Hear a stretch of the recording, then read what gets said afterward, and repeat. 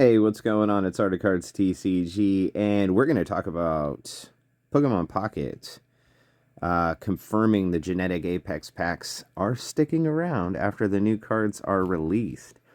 I don't think at any point anybody thought the genetic Apex was going to go away, because obviously it's going to be part of your master set for your Pokédex.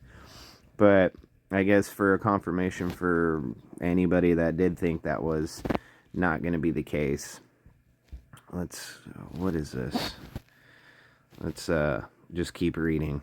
And I hate websites like Screen Rant is garbage, honestly. But more importantly, the main topic of the video is the TCG Genetic Apex. It sounds like that there is going to be some more packs released, which is going to be really cool. I think I still have like 30 cards left to get to complete the Genetic Apex packs, but always down for new stuff. The new set would be smaller, so we're looking at a smaller set of cards. Don't entirely know what that's gonna entail, but I think it'd be cool if they did like a very nuanced set with just potentially a bunch of different types of full arts or illustration rares, whatever you want to call them for TCG Pocket. But I think that would be cool. Or maybe they're going to release, because Prismatic Evolution releases next month, and this week Terrestrial, the Japanese version, maybe they'll do something like that. That'd be really legit in my opinion to get those cards. Or potentially like maybe base set art of cards, I think would be interesting. I know that the game mainly is about playing functionality, but I mean, using base set art and then kind of updating kind of the card skills, I think would be a very interesting concept to kind of do like a throwback for people like myself who are older and back during that Gen 1 era. Apparently there was some worry about would start phasing out genetic apex. Like I said, I don't understand why they would do that, with how much people are so so keen on completing the entire Pokédex, if you will, or whatever you want to call it, your binder, whatever, master setting. Why would they do that? I know it's like, a lot of these games are like gotchas, right? Cash grabs, to motivate people to spend money and stuff like that. But I want to say that that's a lot smaller of a percentage than we would like to, I guess, assume.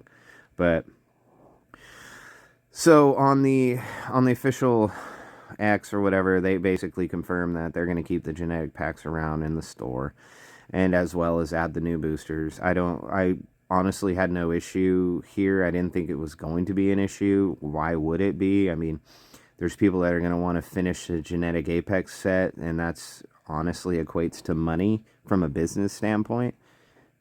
It would make no sense to get rid of it just because people are going to keep spending money to try to finish that set. And like been playing every day, and I still have, and maybe spent $50, including the premium, so I get that additional pack, and I still have like 30 cards left to get. So it makes no sense. I think people tend to maybe lose their ability to think for themselves because of social media, and kind of come to their own rational conclusion for stuff like that. But so genetic apex staying.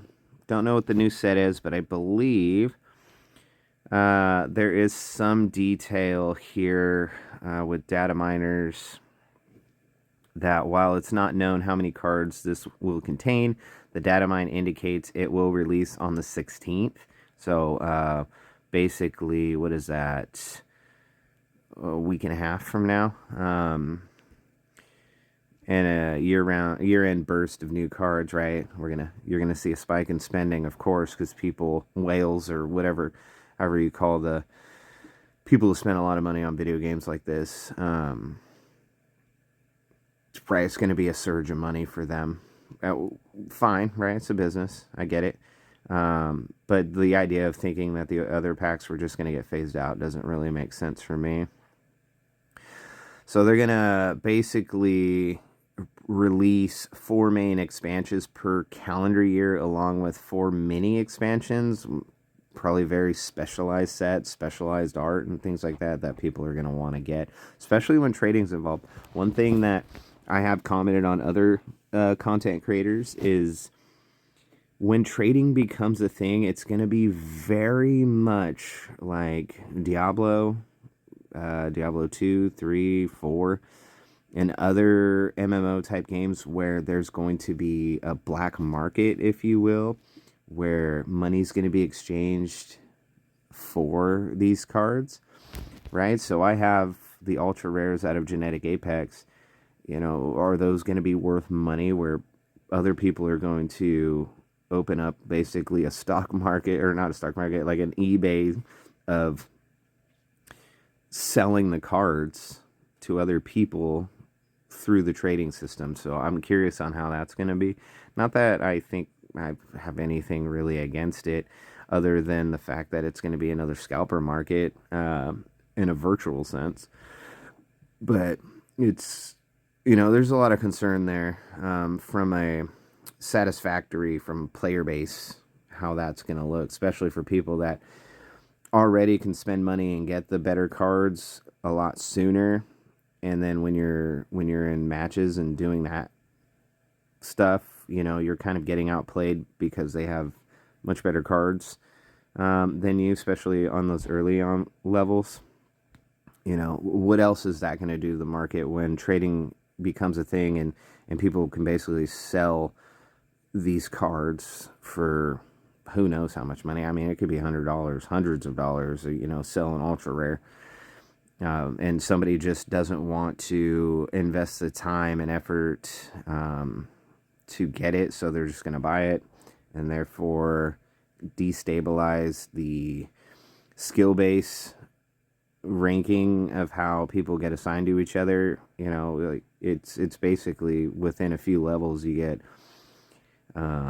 get paired up with somebody to do a match, and you know, there's always the chance that somebody has better cards than you for sure. But now we have the component of trading, which could potentially be detrimental to your ability to actually have fun playing the game.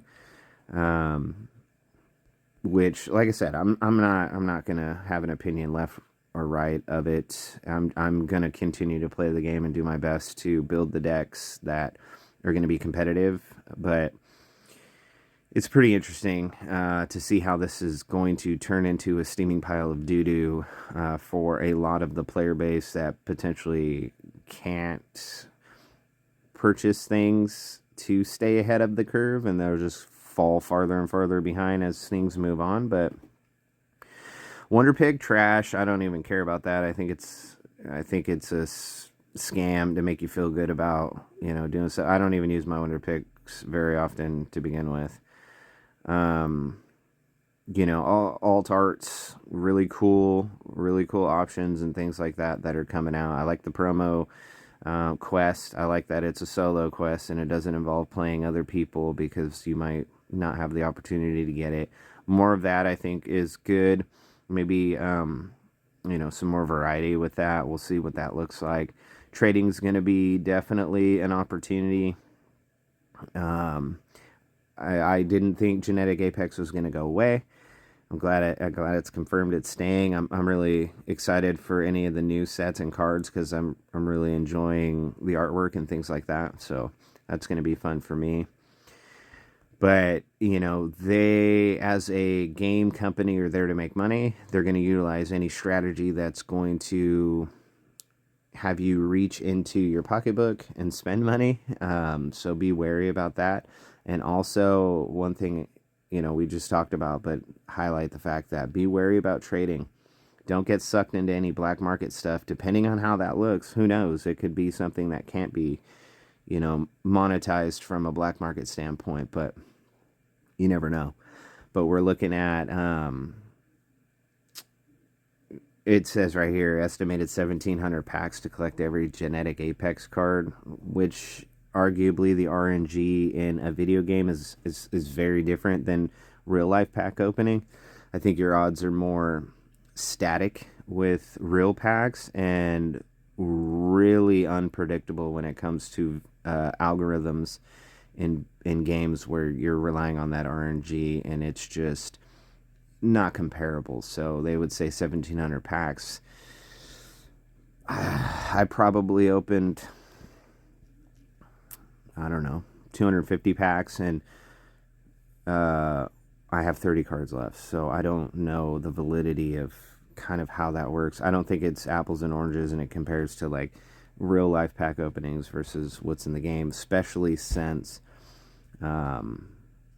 the game developers can change that at any time, whereas when cards are being printed, I think they have a general idea of what that looks like, and then it stays that way.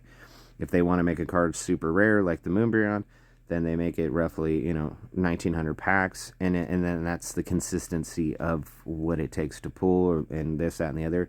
Video games, very different, especially when you have developers that can change that day to day, week to week, month to month. It's very different. So I would take this kind of statistic right here as a grain of salt. But I would caution anybody that is planning on spending a significant amount of money, don't.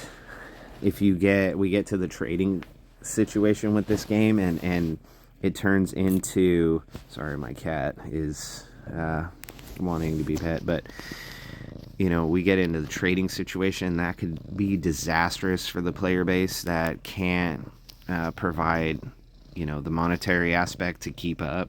There's a lot of opportunity here, that and potential downsides that could be coming with each update and each release. But overall, I'm really enjoying the game. I think it's cool. I'm glad new packs are coming. We talked about a lot. We're about 12 and a half minutes into this video. I think I'm gonna shut it down. It's pretty late and I'm tired, but just stay vigilant. Just have fun. Don't get consumed with FOMO. Don't get consumed with all these other things. Just play the game. Do the best you can, and have fun with it. Don't let it ruin your day. I'm Art of Cards TCG, and this is a video about Pokemon TCG Pocket, and we're going to keep making videos like this, videos playing and everything like that. So if you really enjoy that kind of content, like, subscribe, and as always, I'll see you on the next one.